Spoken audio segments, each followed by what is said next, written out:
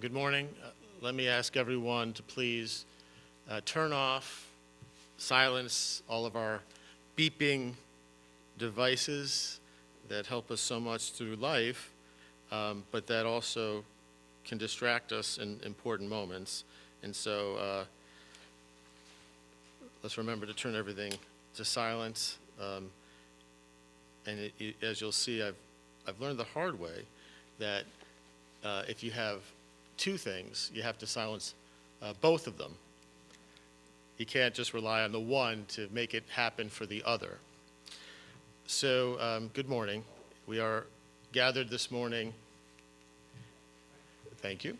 We are gathered this morning to bid a loving and a fond farewell to Selma of 99 blessed years in our world. We're going to be memorializing and remembering her in the best possible way, and then we'll be accompanying her to her final resting place to see to her return to the earth, as our tradition guides us, is our way. So our tradition recognizes that all of the forces in the world, everything created, comes from one creative source. We call that God. We have a number of names for God, but each of us can relate to that in a different way. What that means for us as Jews is that when we face a sad moment like this, we also must give a blessing, recognizing that creative power that now, like for all of us at some point, must come to an end in the beautiful life that Selma led.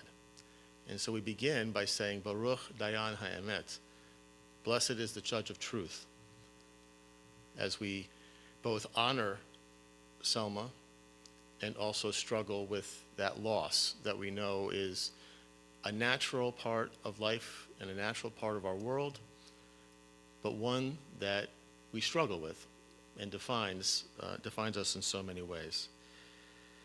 And so we'll begin with a few psalms of our tradition. Psalm 15. Mizmor LeDavid, Adonai mi yagur bo holecha, mi yishkom bahar kodshecha, holech tamim ufavot tzedek, v'dover emet bilvavo, lo ragal al leshono, lo asa l'rehu ra'a, v'cherpa lo nasa al krovo. Nivze be'enav nim'as ve'et yir'e Adonai yichabed. Nishba lahara v'lo yamir. Kaspo lo natan b'neshech v'shochad al naki lo lakach.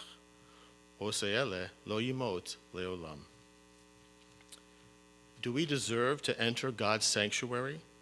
Can we merit a place in the presence of God? Live with integrity. Do what is right. Speak the truth without deceit. Have no slander upon your tongue. Do no evil to others. Do not mistreat your neighbor. Spurn a contemptible person, but honor those who revere Adonai. Never retract a promise once made, though it may bring you harm. Lend no money at unfair rates. Accept no bribe against the innocent. Make these deeds your own, then shall you stand firm forever. And it's hard to read those words, and I'm sure it's hard to hear those words without seeing, in the way you knew Selma and the way I got to know Selma, so much of this beautiful and powerful psalm that she lived truly and honestly. And from Psalm 18, Im chasid tit chasad, im gavar tamim titamam. We express our hope, our wish that we all were dealt with by God in a way that matched our behavior in this world. And though we know, sadly, that at times that is not true, it's still what we strive for and we hope for. Because with the loyal, we say, God, you deal loyally. And with the blameless, blamelessly. Im navar tit barar im ikesh tit patal. With the pure, you act purely, and with the perverse, you are wily.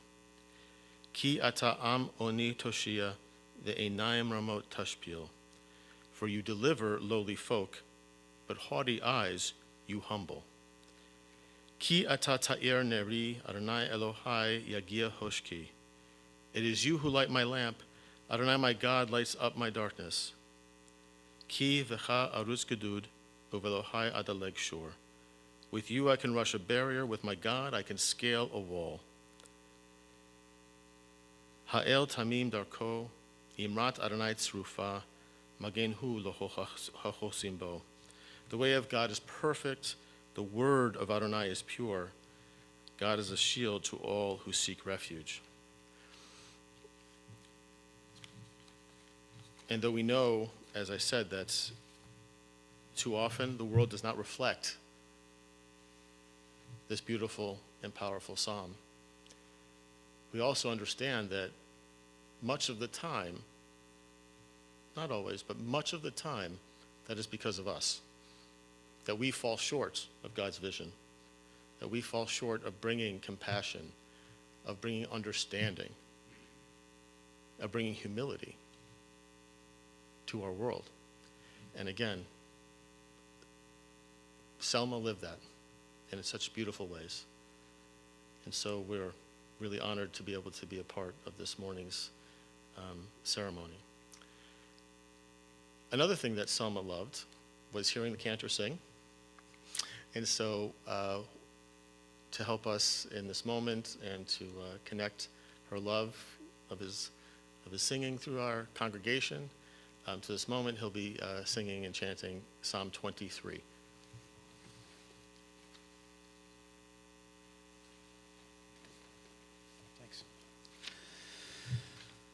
Yeah, so as Rabbi mentioned, Selma really loved music, and as usually at funerals we recite the Psalms, I would like, in her honor, in her memory, to sing this psalm.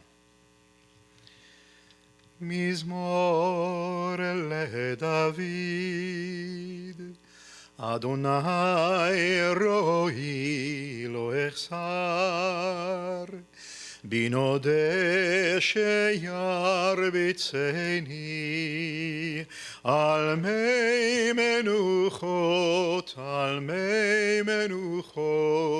yenaleni.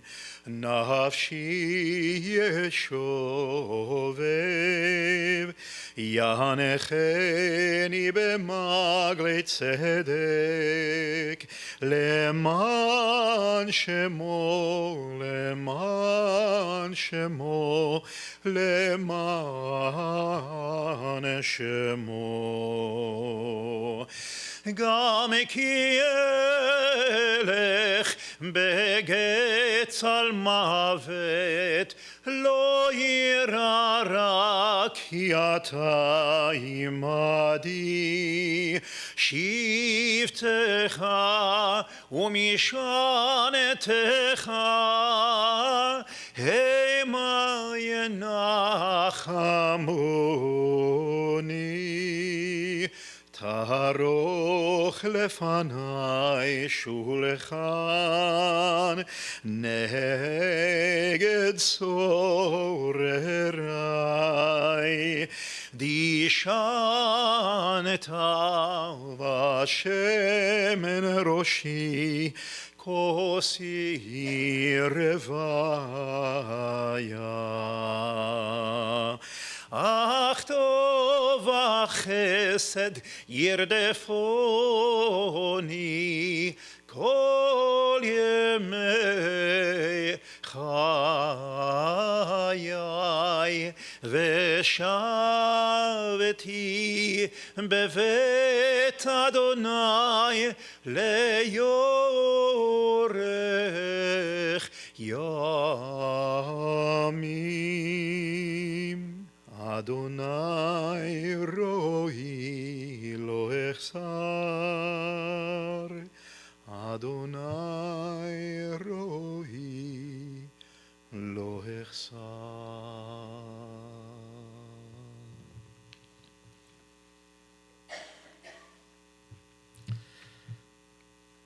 Adonai is my shepherd, I shall not want, giving me repose in green meadows. leading me beside the still waters to revive my spirit, guiding me on the right path, for that is God's essence. Though I walk through a valley of the shadow of death, I fear no harm, for you are with me. Your staff and your rod comfort me. You prepare a banquet for me in the presence of my foes. You anoint my head with oil, my cup overflows. Surely goodness and kindness shall be my portion all the days of my life, and I shall dwell in the house of Adonai forever. This psalm, which is so well known, it speaks of God as our shepherd, and thus we are part of the flock. And it's not surprising that in our biblical tradition, the role of shepherd and the attention to the sheep is seen as a representation of a person's love and care for people. Christians will be familiar with that imagery with Jesus, but for us it's Moses. Moses is the shepherd. And in fact, there's a beautiful story of Moses going across a stream in order to find one little lost lamb. And when he's carrying it back across, God taking notice and saying, if he cares so much for this little lamb, how much will he care for my people? And thus begins Moses' adventure and leadership leading to the redemption of the Jewish people. Well, in this moment, to use the metaphor, we want to throw our full attention to one of God's sheep, one of God's flock, and to remember her, to know her personally. And so to begin our memorialization of her, we'll hear from her two daughters who knew her best. Joan is going to begin.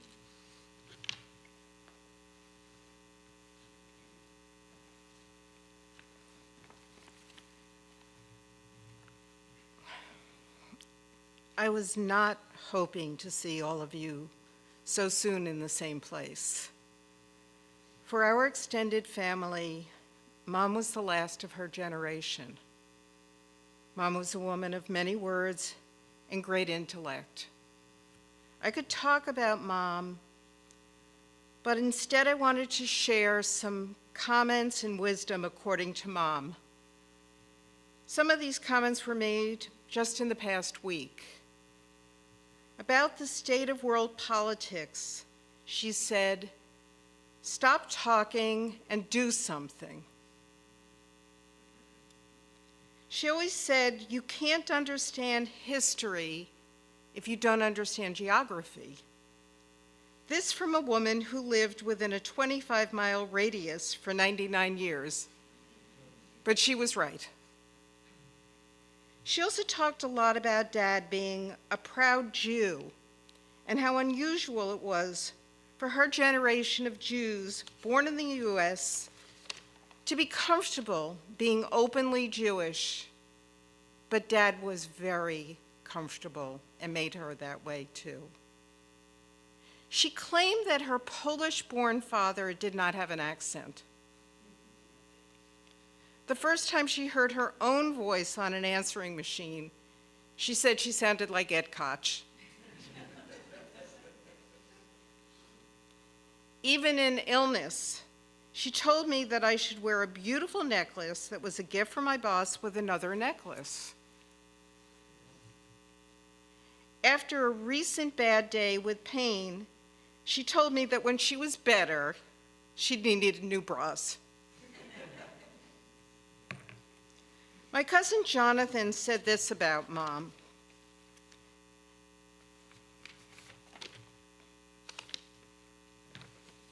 Sorry, I just lost the page.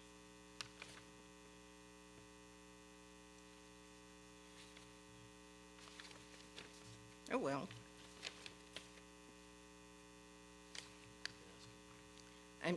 Jonathan's not here, but he talked about how even at home and even in the Brooklyn Museum,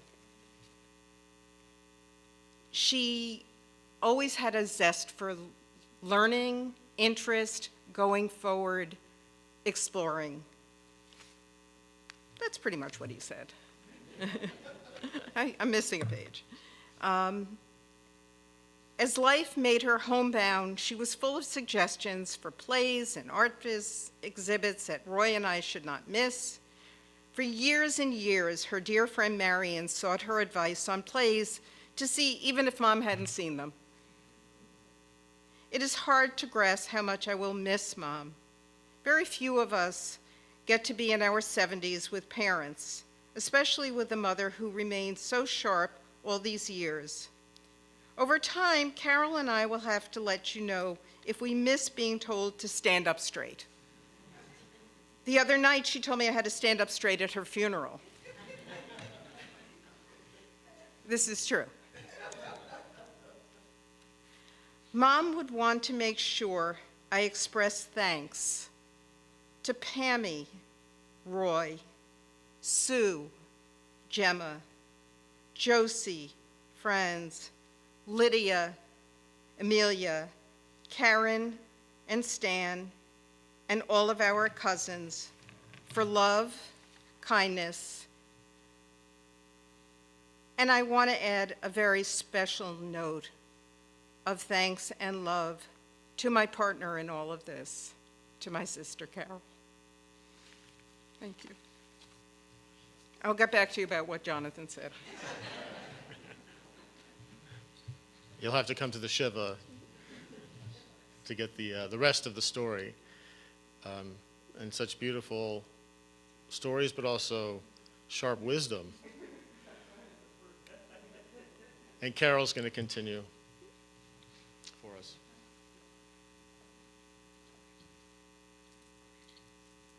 Thanks, Joan.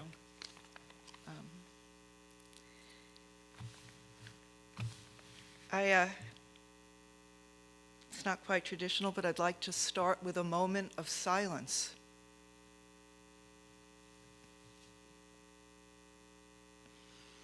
I told Mom I was going to do this. For the many of you who knew my mom personally, a single moment of silence is the most we could expect when in a room with Mom. My mom had a lot to say about everything. She was not someone who spoke about nonsense, nor did she have patience for nor interest in gossip. There were too many things that mattered for her to waste her breath on the drivel that consumes public attention on broadcast media, social media, or in the public square. The things that mattered to her might not have mattered to others when the conversation began, but they most likely did by the time things wrapped up. Mom made certain of that through her eloquent powers of persuasion, as well as her singular skill at wearing people down. As my dad would say, she was tough. This was not always the case. As Mom would tell it, she was a shy and bookish girl growing up in Brooklyn at 1977 West 12th Street in Bensonhurst. It was really Gravesend, she would say, but they called it Bensonhurst just to kick it up a notch. Geographic accuracy was always important to her. As she would say, and I have often quoted, and evidently Joan is quoting, "You can't know history if you don't know geography." It was on West 12th Street that Mom developed a passion for literature, for music, and for politics. She read Dickens, Twain, and Tolstoy with another precocious girl from down the block, Rita Silverman, until their friendship frayed under the weight of the Nazi-Soviet non-aggression pact of 1939. Rita and her family were unapologetic members of the American Communist Party and therefore supported every decision by Stalin and his minion. How great was it that these two brilliant girls had a falling out over politics rather than the many frivolous matters that can so often rupture friendships. Mom remained grateful for Rita's intellectual companionship and her humor, which helped her overcome some of her shyness, even though they rarely spoke again. The 1930s were a heady time for a precocious girl to come of age. The Great Depression at its height meant 25% unemployment. While Mom's father, my grandpa Izzy, remained employed throughout, there were relatives and friends who needed help to cover food and rent. Her mother, my grandma Helen, made room in their basement for a homeless man who in return stoked their coal furnace and found other odd jobs in the neighborhood where he could. My mother was always quick to say that while her immediate family did not endure the worst of the widespread material deprivations of the times, she understood that others were suffering through no fault of their own. And she was well aware of the horrors faced by extended family in Europe. For the rest of her life, she never lost sight of the ways in which unabashed greed, racism, sexism, and other expressions of bigotry resulted in the suffering that plagues us to this day. My mother lived in the house on West 12th Street with her parents and her beloved older sister, Anita. After Anita married Jean, and Jean was deployed as a pilot during World War II, the sisters became roommates again, making room for one more when Laurie was born. My mother was thrilled to have this baby niece close at hand on West 12th Street and nearby for the rest of her life. Then Mom married Dad in 1949, Joan was born in 1950, and I came along a few years after. As my parents aged, my mother would often speak of her astonishment at the life she led as an adult. My father's good fortune in business meant they could buy their first house from Paul Walk, Ellen's husband, from Paul's parents in Valley Stream. And my mother continued to love that house even after they moved here to Roslyn. They traveled to places that she could only dream of as a girl: Western Europe, Eastern Europe, Israel, Egypt, Jordan, China, and Thailand, and of course, throughout North America. They traveled to the United States, including an epic cross-country road trip that we took as a family, and which endowed in Joan and me a visceral understanding of American complexity that we might not have otherwise had. Throughout it all, Mom read and read and read. She attended college for only one semester, but was an autodidact with an insatiable desire to learn more and more and more.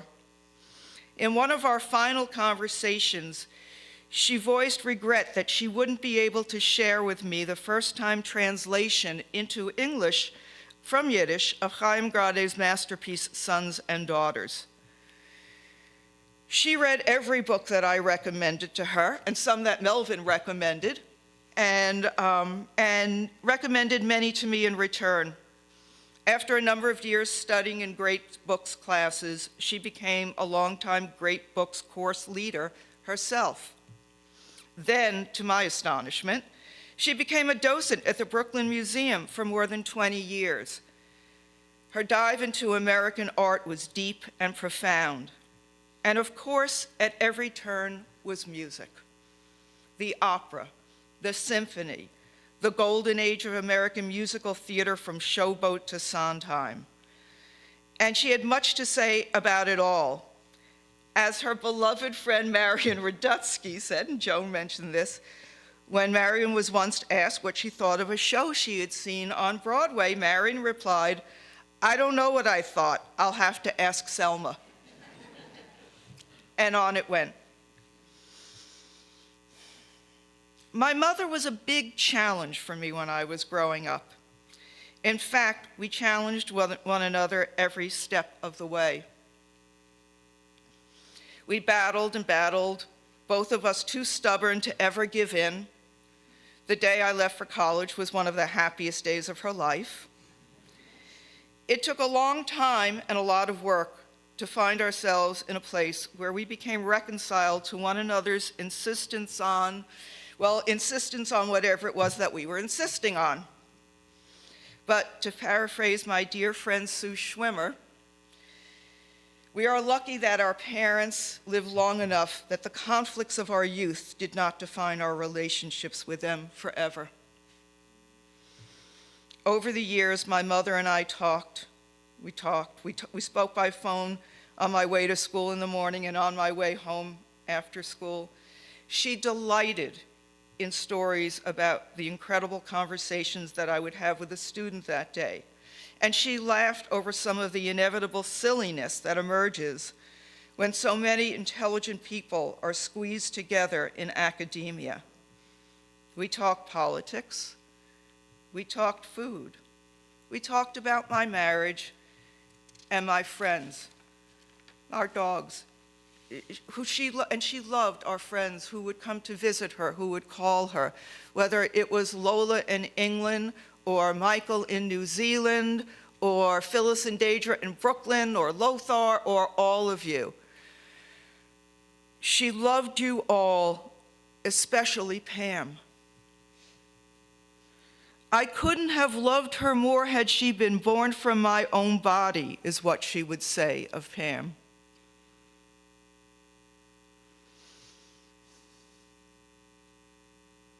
My dad died pretty suddenly on March 13th, 2024. And after that, Mom and I spent more countless hours talking about Dad. We grieved together in ways that I could have never imagined or anticipated. There was no story that I was unwilling to hear her tell repeatedly. There was no expression of my own grief that she was unwilling or unable to make room for. My mother, who had always been so tough, was now gentle. When we spoke about death, something that she said she was long ready for, she assured me that there was no need for me to attend daily minyan nor say Kaddish for her, as I did this past year for my dad. My dad would have been so delighted and proud for all I did this year to honor him, she assured me, but I didn't have to do it on her behalf. I wouldn't be doing it for her, I would reply. I would be and will be doing it because of her, because of Dad, and for myself. For myself, because I won't have her this time around to comfort me and console me. And it's driving me nuts that I won't be able to tell her that I need to get off from our evening phone call, and we spoke multiple times a day, because it's time for minyan. It's time to say Kaddish, that I've got to go.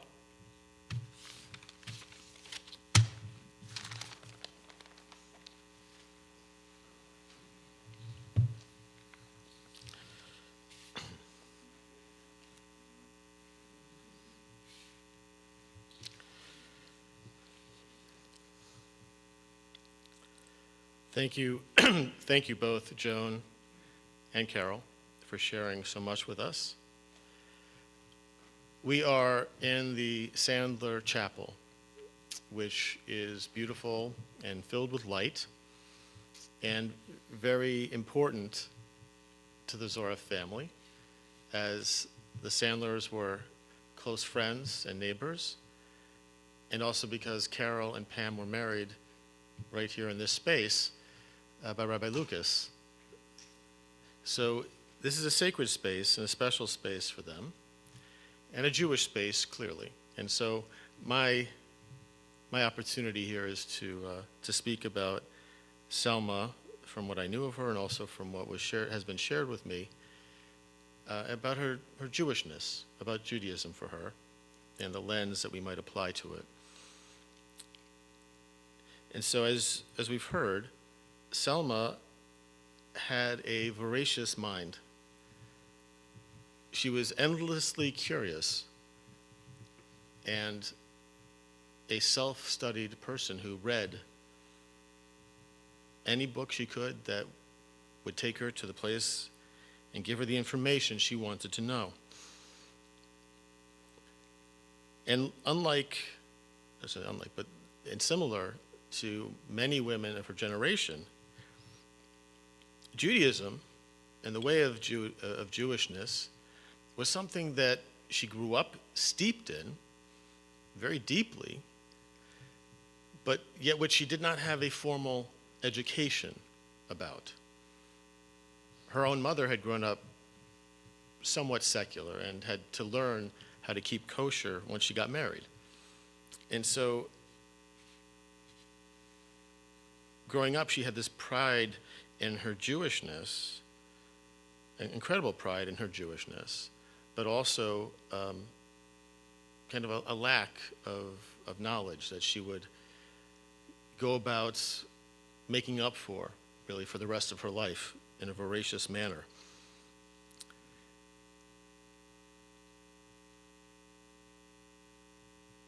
She had learned Judaism at home, and what she could garner from her father, from her mother, and Pesach was always her favorite holiday, because unlike Rosh Hashanah or Yom Kippur, which are focused in the sanctuary, many hours in the sanctuary, Passover, Pesach, the holiday that we start to celebrate a week from tomorrow night, is a holiday very much that's in the home.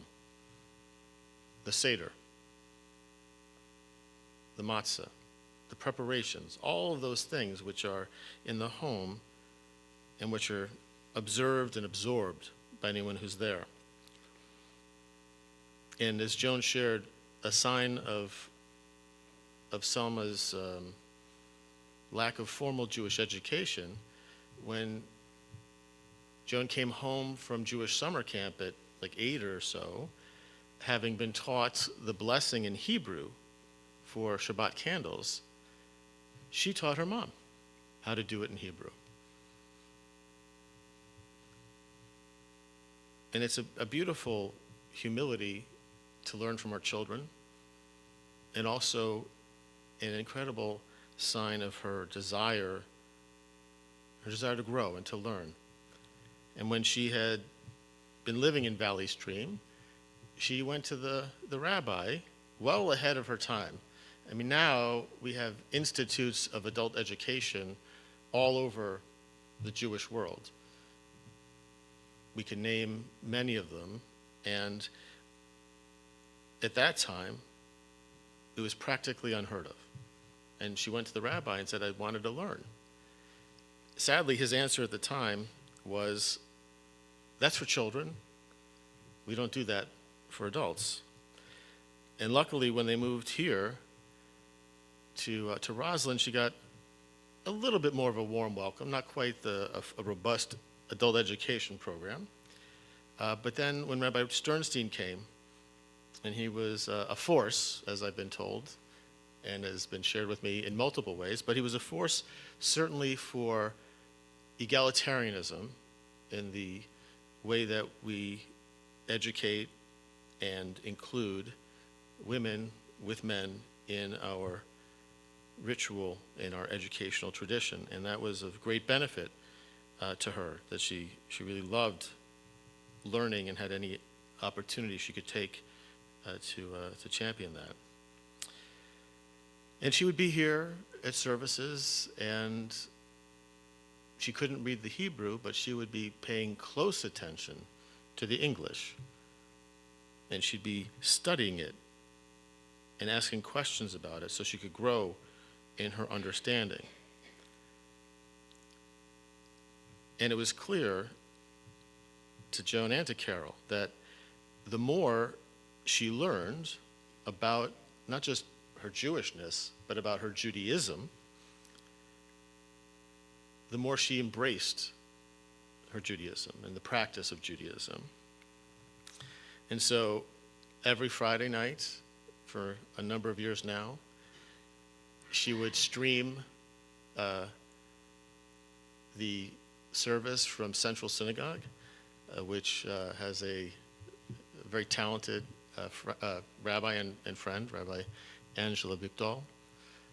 And then on Saturday morning, she would tune in to Rabbi Lucas and the cantor, and now in the past couple of years, myself included, and listen to the messages and discuss them with her daughters or with anyone that she'd be speaking about life with. In fact, before I knew Selma, I'd heard of Selma and Len because someone at the dog park in East Hills made sure to tell my wife Rebecca that there's this incredible couple in their 90s who pays close attention to what's going on and talk about the service all the time and talk about the sermons all the time. And I think that while we understand Selma on her own and Len on his own, it's impossible to understand them without understanding their relationship to one another. Though we would never define her by him, or vice versa, there's something magical and special in what brought them together. You know, Selma grew up a little differently than Len. She grew up in an observant home, but not a Zionistic home. Zionism was fine, but just mostly for other people. Whereas Len grew up, as we would say in Yiddish, a verbrannte Zionist. Like, he was very much committed to Zionism, and in fact, a revisionist Zionist of a sort. So very committed. And when she met Len, and she shared this with me last year, and Carol reminded me, she wondered, who is this crazy Zionist? Who is this crazy Zionist, right? But that didn't matter too much in the end. And she shared that when she went to Israel in 1967, it just came alive for her, like it does for so many people. Seeing the places that Len had talked about, or seeing the places that she'd read about in the translations of Torah and of our prophetic tradition, it brought it to life, and all of a sudden, it made sense. And now, Selma became a verbrannte Zionist. But she loved also not just being in Israel and having that connection, but also making holidays in the home especially, which brought family together, both immediate and extended. And also this group of friends who became a part of the group, both their own friends and the kids' friends. And the Seder just would grow and grow and grow. And even people who got there originally through their partner somehow stayed on if their partner was out of town or if that relationship broke up. And she loved that Seder, not just because of the food and the way it brings us together, it convenes us, but because of the way it also challenges us both spiritually and intellectually, and she could share in that around the table. And Selma was, as Carol said, a strong person, fierce in her devotion to her Jewishness, and fierce in her devotion to her family and friends, and fierce in her understanding of what is right and good in the world, of humility, and of valuing all people. And so I want to share that last year, when we were gathered here to honor Len, I shared an excerpt, a well-known excerpt from Psalm 34. Mi ha'ish hehafetz chaim, ohev yamim lirot tov. Who is the man or the person who desires life and loves many days that he see good? Keep thy tongue from evil and thy lips from speaking guile. Depart from evil and do good. Seek peace and pursue it. and how that those verses of that psalm captured Len so beautifully. And so, as we know, Selma was a strong, a thoughtful, and independent person on her own right. But in many ways, one of her best qualities was that she loved Len with a fierce passion. And likewise about Len, that he loved Selma. That she recognized in him all of these qualities. And she found her partner. Now, in our tradition, which is ancient, we don't have a whole list of women who are lionized as spiritual models and teachers. But one in particular is named Bruria. And Bruria is really the only named woman in the Talmud, which is a giant work of rabbinic thought from the first millennia. The only woman who is named as a teacher and as a model. And I want to share just a teaching about Bruria in Selma's honor. She was married to Rebbe Meir. They lived in the 2nd century of the Common Era under Roman oppression and witnessed their own teachers be imprisoned or murdered for teaching Torah and for carrying on their Judaism. And so there were hooligans in their neighborhood who were giving Rebbe Meir a very hard time. And one time, Rebbe Meir prayed for God to have mercy on them, that they should die. Rebbe Meir's wife, Bruria, said to him, "What is your thinking? Like, on what basis do you pray for the death of these hooligans? Are you saying it's based on the idea that sins should cease from the land, which is from Psalm 104, and you're interpreting that to mean that the world would be better if the wicked were destroyed? But is it written, let sinners cease? No. Let sins cease is what is written. One should pray for the end to their transgressions, not for the demise of the transgressors themselves." And so we have here an example of a woman's wisdom being named and brought to the Talmud, this ancient text.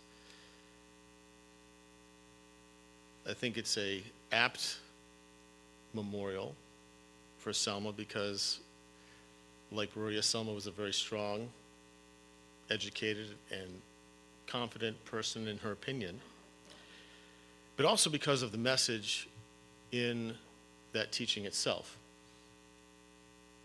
to love and respect all of humanity and to work to help them find a way to do good in this world.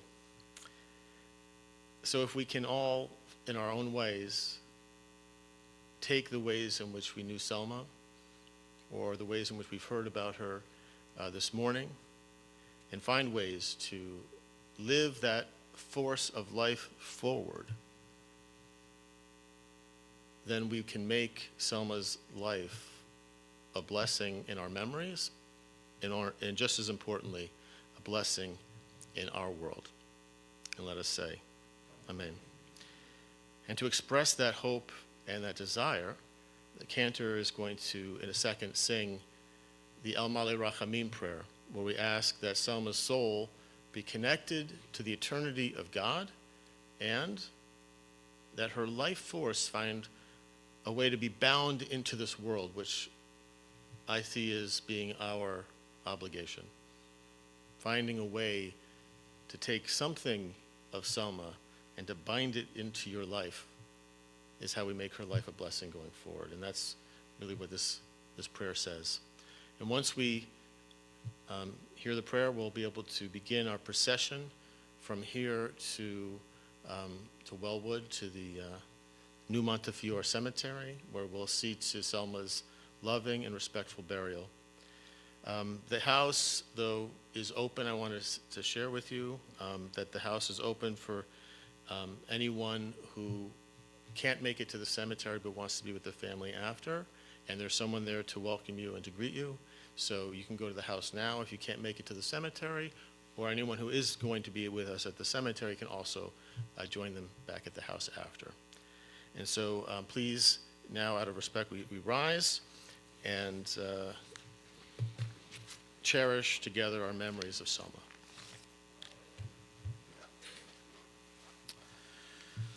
If you'll permit me just a couple more minutes, I'd like to add something to the rabbi's words. The El Malei Rachamim prayer, otherwise known as the memorial prayer,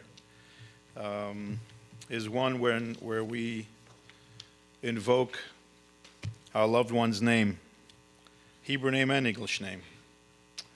And I remember when I first met Selma, I could not disconnect the name Selma from my memory of what Selma represents. She is the only person I ever met and knew that was actually named Selma. But to disconnect that from the town of Selma was impossible for me. And every time I went to see her, I had this thought about, how wonderful it is that Selma was named that name. And obviously she was named that before the 60s, but she became connected and synonymous with that city that represented such a wonderful fight for freedoms and for equality in this country, something that she cared about very much, and that I know that she instilled in her girls. And this way, she really lived up to it. In the same way, her Hebrew name is something she really lived up to. In the Orthodox tradition, the Orthodox world, people go by their Hebrew names. Many people, you'll hear them being called Moshe or Sarah or so on. In our world, it's something that is invoked at special occasions most of the time. When you get married, it goes on your ketubah. When you are celebrated at a bar mitzvah, it may be used to call you up to the Torah and so on. And I believe that when our parents give us this Hebrew name, they have this tremendous hope that we live up to, the name they give us. And she certainly did. Her Hebrew name is Simcha. Simcha is an expression of joy and happiness, something that she really lived up to. So in her memory, I'll add her Hebrew name to this prayer. El male rachamim shochen bamromim hametzei menocha nechona ale kanefei ashchina במעלות קדושים וטהורים כזוהר הרקיע מסיירים את נשמת שמחה בת יצחק וחיה שהלכה לעולמה בעבור שאנו מתפללים ביד הזכרת נשמתה בגן עדן תהי מנוחתה לכן בעל הרחמים יסתיריה בסתר כנפיו לעולמים ויצרור בצרור החיים את נשמתה ארוני הוא נחלתה ותנוח ושלום על משכבה ונאמר אמן.